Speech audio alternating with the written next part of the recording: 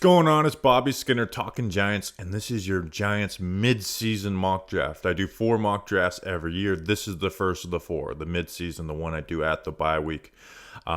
Do 3 more, one after the Senior Bowl pre-free agency, one on April 1st to kick off draft month, and then we do our final ones on draft day once we have all our player evals done.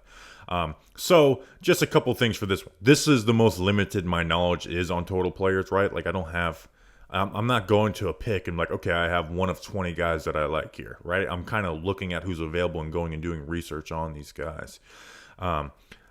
I don't do trades in mock drafts. I think they're silly. I think the mock draft simulator trades are unrealistic. Just don't do them. Like, you have the picks that you have. You live with them. If they make trades, you deal with it at that point.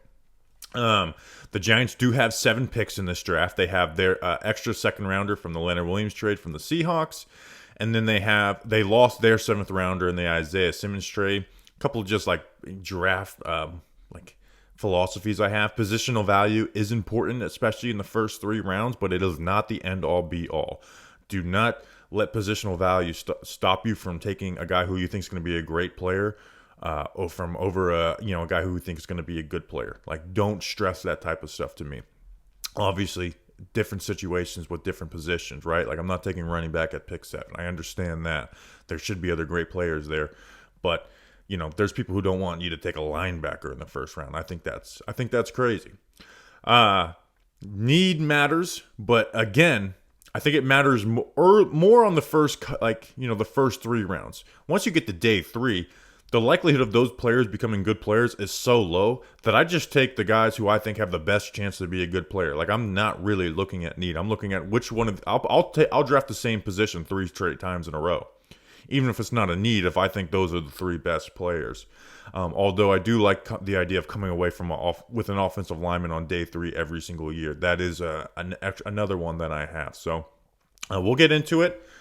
Round 1, pick 7 for the New York Giants. This is the 15th mock draft I've ever done. And this is the first time I'll be taking a quarterback. And with round 1, pick 7, I am taking LSU quarterback Jayden Daniels, 6'3", 185 pounds. Obviously had a breakout year this year for LSU after being with them last year, an Arizona State transfer.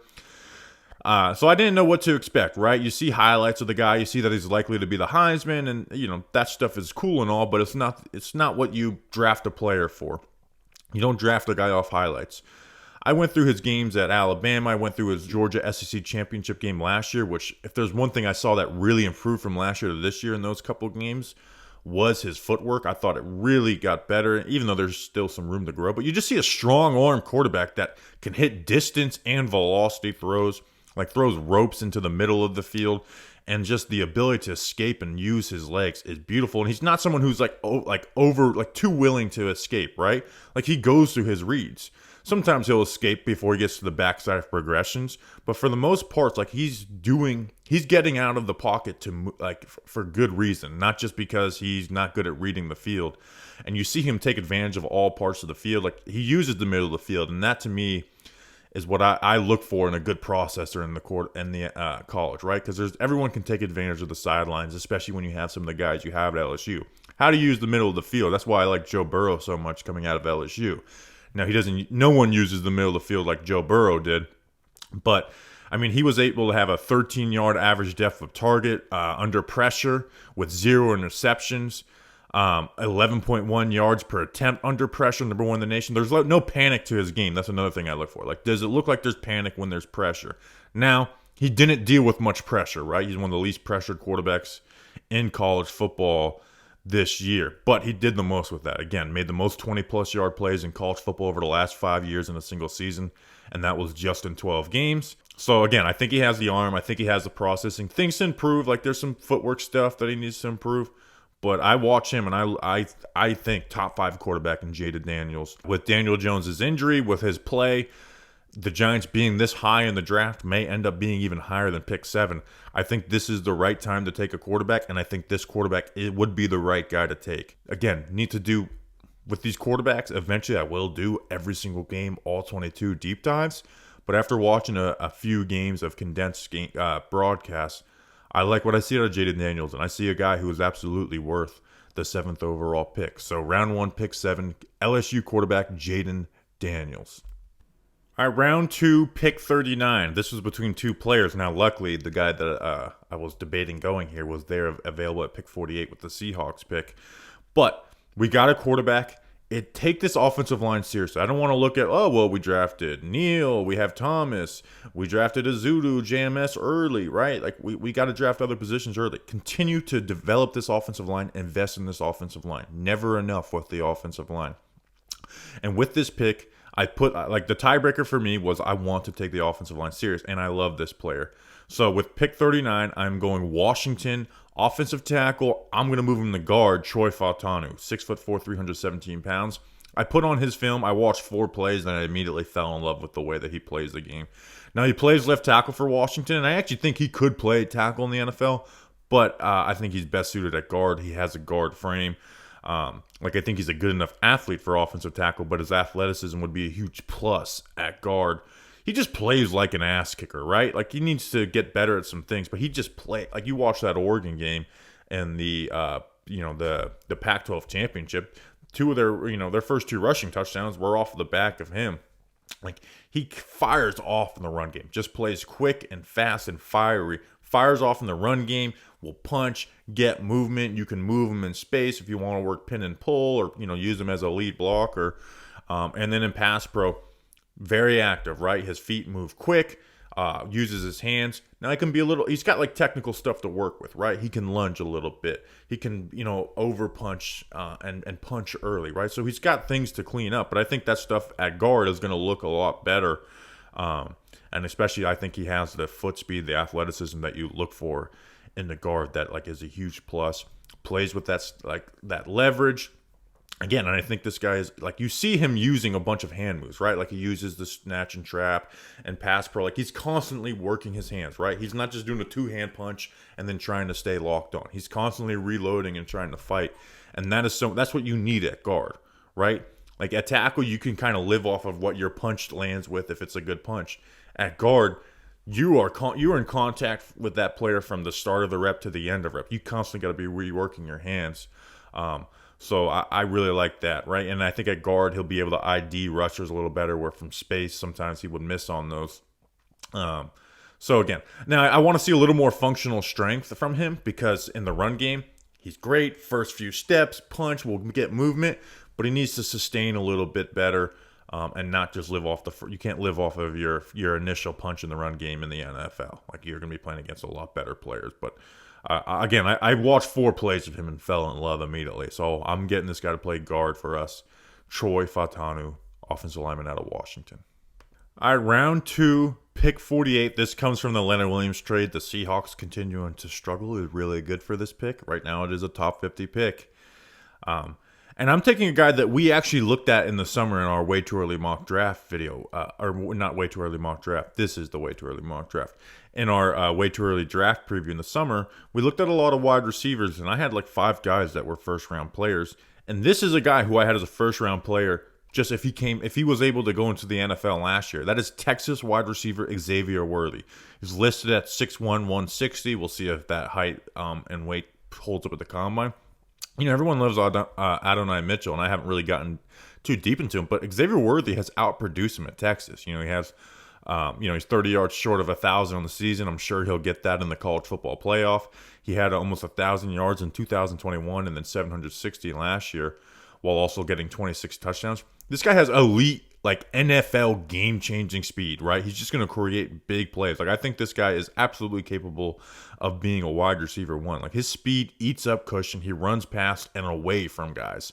And the thing I always look for wide receiver is a leveraged position, right? If you can use that speed to work leverage, that is what I look for. And he works leverage really well, especially downfield, right? And again, his route tree is a little bit limited at Texas, but he has all you want to be a good route runner.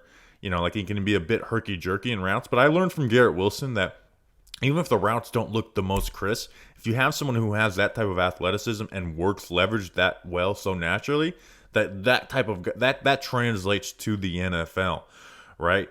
And with that speed, he becomes a yak threat with his athletic ability and ability to make guys miss and work leverage. he can run through. Like, he actually runs through some guys if you watch some of the plays. So, like, the burst, the plan out. I really do think this guy's a wide receiver one, right? Like, obviously needs to improve on some of his route running stuff. But like I said, Garrett Wilson taught me to not stress over if the routes don't look perfect, but the guy works leverage and is able to separate. And that's exactly what Xavier Worthy is. And again, we drafted a quarterback at 7. I want to put pieces around this guy, right? I don't want to be good enough and go and, well, we got to get a defensive tackle and this guy. I want to get offensive linemen and wide receivers for my new quarterback. So I'm going Xavier Worthy out of Texas, and I'm thrilled. I would have been thrilled to get him at pick 39. If the Giants traded up into the end of the first round, I'd be thrilled to get Xavier Worthy, even though there's a bunch of first-round receivers this year. So thrilled with Xavier Worthy out of Texas. All right, round 3, pick 71. Had a hard time finding who I wanted this. I kept on going down the list that was available to me, watching some film, not being in love with these guys as early third-round picks. And then I finally landed on one. So round 3, pick 71, I'm taking Florida edge Princely Umanmielen, 6'4", 260 pounds, 7th in college football in pass rush win rate. And the first thing that pops off when you turn on his film is get off, right? Just immediately good get off, no false step, no wasted movement, which is something usually you have to beat out of edge rushers, is like that, having that false step. He's long edge rusher with good athleticism. I think he's versatile, like he plays coverage well. Want to see him be more consistent in the run game. Like, you don't look at him as an ass kicker in the run game. Want to see more consistency from there. But again, you see the get off, the ability to dip around the edge, doesn't have like the most bend in the world, and you see him working hands, right? Like he works hand moves. They're all a little sloppy, need to get a little better, but he's got strong hands and he works hand usage. Like, that's stuff that should absolutely be coachable, right? Hands are the most coachable things for a pass rusher. Footwork, like, again, I said he has strong hands and he will like shock offensive linemen, but once offensive linemen can kind of recover from that first blow that he'll have, he needs to kind of keep the feet churning to finish reps, right? Because he's kind of like win off of it quick, get around the corner, or bust. And I think that's why he's available in this mock draft simulator here for someone who I think who has the prototypical size and athleticism to play the edge position in the NFL, and production, right? Like 7th in college football and pass rush win rate. That's pretty damn good production for where I'm getting this guy. And that's in the SEC too, right? He's not doing that in the Big 12 or wherever. So round 3, pick 71. Got that right. Florida edge Princely Umanmielen. Our round 4, pick 107. We're heading into day 3, and again, this is where I'm just looking for players, not necessarily looking for position of need. And obviously, Xavier McKinney going or staying could make a big difference and could turn this into a position of need. But I'm just taking a guy I like here, and that's Miami safety James Williams, the other safety. It's opposite of Cam Kinchins, who's like my favorite player in the draft. 6'5", 224 pounds, right? Like, those numbers pop out at you. They're sexy, cool. But a lot of times these big safeties, they just aren't really good, right? Like J.L. Skinner out of Boise State last year, 6'4", wasn't really a fan of his game. I didn't think he moved very well. But I think James Williams moves a lot better than some of the big safeties that have came out of the draft and looked at mid-round guys. And he was looked as like an early second going into the season. He's just a big, versatile player who plays aggressive and likes to hit. Now, sometimes that can be reckless. Like, I love seeing him come down and deliver a blow, but that can get himself in trouble. Like, I don't think he even got flagged on it, but versus Texas A&M, he was playing a go ball from from a too high safety look. Ball's going the other way, quarterback checks it down, he just lights up the receiver for no reason. Like, you'll get kicked out of games for stuff like that. So that has to be something that's like talked with him. But again, I do think he moves well for that size. Doesn't have the best change of direction, but he doesn't look like a robot out there like some of the other bigger safeties. And again, likes to come down, play the run. He's played essentially 50-50 this past season, whether a deep safety or down in the box. I think the box obviously is where he lands up, and I want to see him get to play man coverage more on tight ends, which we didn't get to see him do a ton of that at Miami. So this is a little bit of a projection, but 4th round, I'm taking a guy who I think has the athleticism to play safety in the NFL, can play that deep half safety if you need him to, and also is physical and can play in the box, and is just going to bring that. Like, you never got to teach this guy to play faster and more aggressive. He's going to bring that down in, down out. So Kicking off day 3 with Miami safety James Williams. All right, round 5, pick 144, and we are going back to the offensive line. Well, we are going Boston College guard Christian Mahogany, 6'3", 322 pounds. This guy is a mean son of a gun in the offensive line room, which I think the Giants need. They need some more edge on that offensive line. Obviously, we got one in the second round, but you got to, again, continue to add guys. And there's one day 3 philosophy that I've kind of come around on is draft an offensive lineman every year on day 3. Now, he tore his ACL in 2022, but he came back very strong. He is a big, mean, like mauling type guard, and his pass protection numbers are good, even though I do think there needs to be improvement there, like 0 sacks and 0 hits allowed in 2023, only 7 pressures. Foot speed is, to me, average at best, and when he's mirroring faster defensive tackles, I think there's going to be issues right away. You see it just, there's too often where he's working, like he's setting towards the defensive tackle, they work inside, and he's just not there to mirror them. But once he gets hands on guys, he's able to control the block.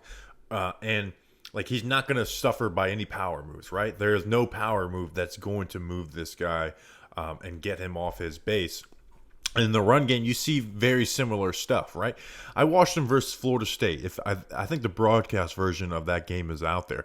Go watch it. There was 3 times in pulls where he just demolishes the guy, right? Like pulls most of the time, you're just trying to get to a spot, not him. He puts dudes on their ass. And I'm always going to like a guy like that. I'm excited to go see him at the Senior Bowl and see him in one-on-ones in those pass protection drills. And then just in your regular run game, not just pulling, like that run punch will just displace defensive linemen, and he's going to move them down gaps and really open up holes for the running back. So again, foot speed, not the best, right? Like there's stuff that needs to be worked through in his game. And to survive with average foot speed, you got to be a lot better with your hands and get better technically. But again, that's why he's here in the 5th round. And I got a guy who can move guys and will not be moved. Also, he's got some Jersey juice too. He is from Jersey. He's posts Sopranos clips all the time on social media. I think he's more Jersey than Tommy DeVito, which is hard to do. So we know that gives you some pull around the New York Giants lately. So round 5. Pick 144, we are going Boston College, Christian Mahogany. Time to finish it off with round 6, pick 185. This is the Giants' last pick, again, because they traded Isaiah Simmons away, or traded for Isaiah Simmons for a 7th round pick. And we are going linebacker. Another linebacker out of Indiana, like Micah McFadden. Round 6, pick 185. Indiana linebacker Aaron Casey, 6'2", 225 pounds. Had 109 tackles, 6.5 sacks this year, and then 3rd in all of the country for 20 tackles for a loss, right? This guy's a disruptor in the run game and in the pass game too. 6.5 sacks is a very high number for a stack linebacker. He's an athlete, and he plays like it down in, down out. Like not only does he have the speed, but he has the agility to get like fire through gaps, dip down low, and make plays, right? We've seen guys like that. Now guys like that have stuff they need to work on, and Aaron Casey does too. But he's consistently a disruptor, right? And that speed translates to good coverage. I think he flips his hips well, turns his head to ID and match routes and zone coverage. Like he uses his speed to the best of his ability, right? He's not just this athlete who doesn't play like it. Here's why he's here in the 6th round to me. 1, he is undersized. I don't believe the 6'2" number. I think he's probably like 6'1", 6 foot. We'll see at the combine. Could even be a little less than 225, but 225 is light. And he kind of plays like it. He needs just to add more physicality and needs to like just play more regular stack linebacker where you are stacking and shedding guys, using your hands to deconstruct blocks. You can't just go and slip blocks at all times.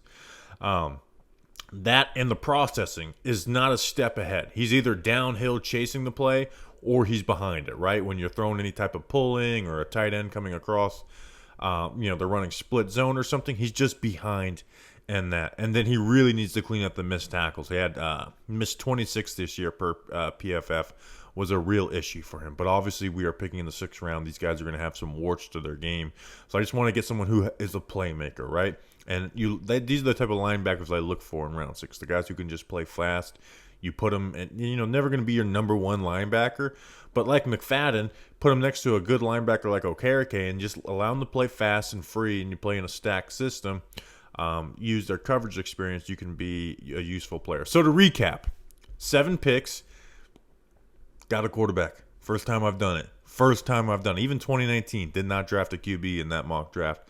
Jayden Daniels out of LSU. Hopefully the franchise quarterback for this team. Hopefully can get them to a Super Bowl. And then I want to go in round 2 and give this guy help. Get an offensive lineman out of Washington and Troy Fautanu. Xavier Worthy, Texas wide receiver, who again I believe is going to be a wide receiver 1 in the NFL. Maybe not right away, but will be one. And then rounds 3 and 4, I got a couple of guys out of Florida to help the defense. First from the Gators, Princely Umanmielen on the edge. Got a good step, a guy you can work with and can be edge depth. And then the 6'5" Miami safety James Williams, who plays all over the field. Round 5, adding more offensive line help for my young quarterback. Maybe he's not a starter right away, but can build into that Christian Mahogany out of Boston College, who has the Jersey juice. And then finishing it off, obviously, with Aaron Casey, a playmaking linebacker out of Indiana. So hope you guys enjoyed it. Next mock draft will be after the Senior Bowl, before free agency. Hoping to get like 100 evals fully done by then. Round 6 was tough. I mean, I went through like 15 guys. Like, oh, he's not declaring. He's going back. This guy just stinks before getting. I almost thought about just going Frank Gore Jr. or Brendan Rice. Just like, hey, Frank Gore and Jerry Rice's son. Can't go wrong with that. That name pops, but I didn't. I went with Aaron Casey. So appreciate you guys. Like and subscribe. Draft content is just right around the corner. Appreciate you. Let's go Big Blue.